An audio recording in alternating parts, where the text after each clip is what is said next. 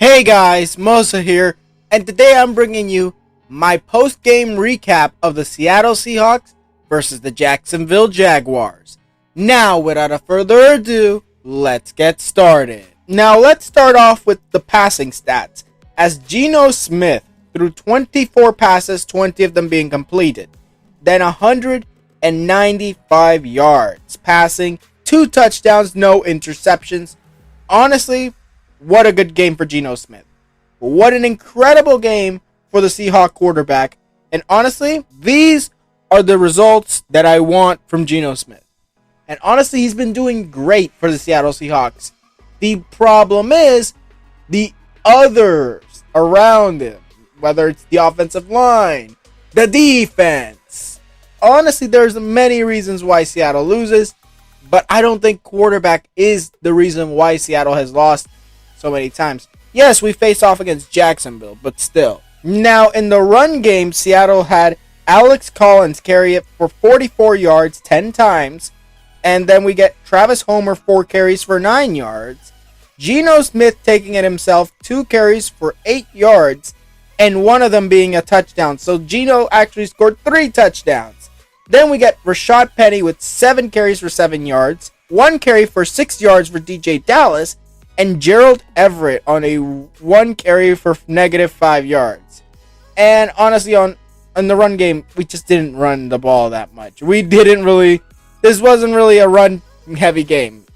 The best running back we have right now is Alex Collins until Chris Carson returns.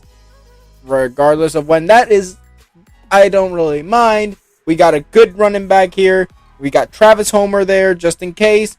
And honestly, I think that this team did basically good for all the carries that it had. I think we did a very good job running the game, or at least running it so little that we could throw the ball almost 100% of the time. Now, the 195 yards was only caught by 4 receivers, and one of them being a tight end and the other being a running back. Now, the 2 main wide receivers, of course, Tyler Lockett with 12 receptions for 142 yards and only dropping 1 football. And then DK Metcalf with 6 receptions for 43 yards and 2 touchdowns. He did not drop a single football. Then Gerald Everett with 1 reception. He dropped another and had 7 yards. Travis Homer, 1 reception for 3 yards and did not drop the football. On the passing game, we did our job. We did what we needed to do. And honestly, the best receiver 100% was Tyler Lockett. But DK, you can't foul DK because honestly, DK has been the guy throwing the football deep, because that, I believe he had like a 16-yard, I think that was the touchdown that he scored. But regardless, DK has been doing well. And DK has been doing excellent for the Seattle Seahawks. Even though he didn't get over 100 yards receiving this game, he got the 2 touchdowns. He did what he needed to do to give Seattle a win. And honestly, I am proud of the Seattle Seahawks on the receiving game. Now, you're probably only going to see me do this once. What a good defensive game from Seattle. What a good defensive game. The top 5 players that are the defensive top 5 players for the Seattle Seahawks being Bobby Wagner, Jamal Adams, Ugo Amadi, Jordan Brooks, Ryan Neal, and if I would say Quandre Diggs with that pick. Honestly, I think that Quandre Diggs should be in the top 5 of Seahawks players, but regardless, that is just statistics reasons. But I think that this defense did a very good job keeping the Jaguars to only 7 points. And those 7 points being scored in the 4th quarter. Like, really? The Jaguars took 4 quarters to score their first and only score of the game. Honestly, that is very good. But, of course, this is Jacksonville. But I don't care if it's Jacksonville. I don't care if it's Tampa Bay. I don't care what team it is. If Seattle has these kind of games on defense against any other team, I'd honestly say Seattle's defense is nothing to worry about. But due to the fact that this is just a one-off game in my opinion, yeah, there's a lot to worry about on defense. Now, on Jacksonville's side, they did a whole lot better in the passing game when it comes to yards. And that is because, honestly, Trevor Lawrence threw 54 passes, 32 being completed. He also threw for 238 yards, 1 touchdown, 1 interception. Of course, that interception being of Quandre Diggs. But honestly, the rookie quarterback, the number 1 overall pick, didn't do that bad. But honestly, his defense did him no favors in this game. Now, in the run game, we got Carlos Hyde with 9 carries for 32 yards. Then James Robinson, 4 carries for 22 yards. Trevor Lawrence keeping it himself for 3 carries and 11 yards. Then we get Dare Ogunbowale. I hope I say that right. And he had 2 carries for 9 yards. Then we got Laviska Shenault Jr. with 1 carry for 8 yards. Now, in the run game, they did better than Seattle. But we did score a touchdown. So, can we really say they did better? Honestly, I think that they are good running the ball. Good, decent.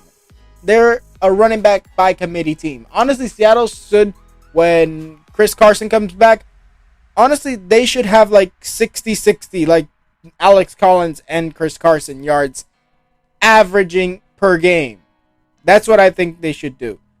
But then, honestly, Laviska Shenault being a wide receiver, we know he doesn't run the football that much because he's a wide receiver. But James Robinson and Carlos Hyde did very good for this Jaguars team on the run game, but clearly not good enough. Now, on to the receiving game, where tight end Dan Arnold getting 8 receptions for 68 yards. Carlos Hyde, 6 receptions for 40 yards. And then we get Joel Agnew with 6 receptions for 38 yards and scoring the lone touchdown for the Jaguars. Then we get Marvin Jones getting 5 receptions for 35 yards. James Robinson, 1 reception for 17 yards. Laviska Shenault, 2 receptions for 13 yards. Tyrone Johnson getting 1 reception for 10 yards. Dare Ogunbowale, hopefully I said that right again, but I bet I didn't. Then he got 1 reception for 9 yards. Then we get Tavon Austin with 1 reception for 5 yards. And Luke Farrell, 1 reception for 3 yards. Now, in the receiving game, as I stated, did very well. Honestly, did very well. And honestly, I hope Seattle has games like that when they have over 100 yards each receiver. Even though none of their receivers actually got to 100 yards. And their leading receiver was a tight end. But regardless of that, they did a very good job on the receiving game. And honestly, I'm going to just say this. The Jaguars, even though they're not making the playoffs, I think they might have some decent wins this season. Now, what a terrible, terrible game for the Jacksonville Jaguars defense. Their top 5 players being Miles Jack, Damian Wilson, Josh Allen, Rashawn Jenkins, and Malcolm Brown. Honestly, I think that even though they didn't do that good against the Seahawks offense, honestly, I love hearing that, but still, they did very good for a defense that had no option against the Seattle offense, as you couldn't cover DK Metcalf with Shaquille Griffin, apparently. You couldn't cover Tyler Lockett either, and you guys thought we were going to run it all with Alex Collins, and I think that's really what took them out of position when it came to defense. And honestly, I think that the Jaguars should start doing some more, pushing some more for making some big defensive plays, because they're getting beat by receivers. Even though I know DK Metcalf is probably the next Calvin Johnson, the next Megatron, I still think that they could have done a lot to stop DK Metcalf. Although it is kind of impossible. But I know I'm just saying it's kind of impossible because, I mean, look at the guy. But regardless of that, it's not impossible. Nothing's impossible. If you put your heads together, think of a game plan to stop DK, that's still not going to help you, because if you stop DK, then you're going to have to stop Tyler too. And you're going to have to put 2 guys on DK probably, or maybe even 3.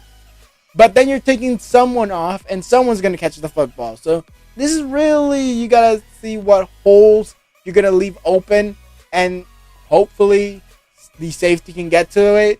That's the kind of play I think they need to do.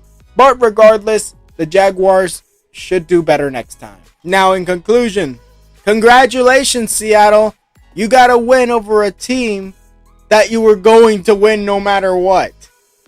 So, I congratulate my Seattle Seahawks on winning this game. Hopefully I can do the post-game recaps. I've been trying to.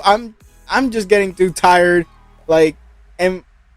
Physically tired. I'm physically tired a lot this week and the past weeks too. So hopefully I can get these videos out when I need to get them out, not late, because I really wanted to upload this video the next day. So technically on Monday, I wanted to upload this video, but I'm going to have to upload it today instead. But regardless, congratulations for the 31-7 win for Seattle, and hopefully they get a win when they come off the bye in week 10 against the Packers. Now, that was it for this video. Tell me what you guys think in the comments below. Tweet me any video ideas. Also, tell me down in the comments below, what do you guys think about this game? Who was your favorite player, regardless of whether they're Jacksonville or Seattle? Tell me down in the comments below. Now, like this video if you liked it, subscribe and hit the notification if you want more videos. And I'll see you guys next time.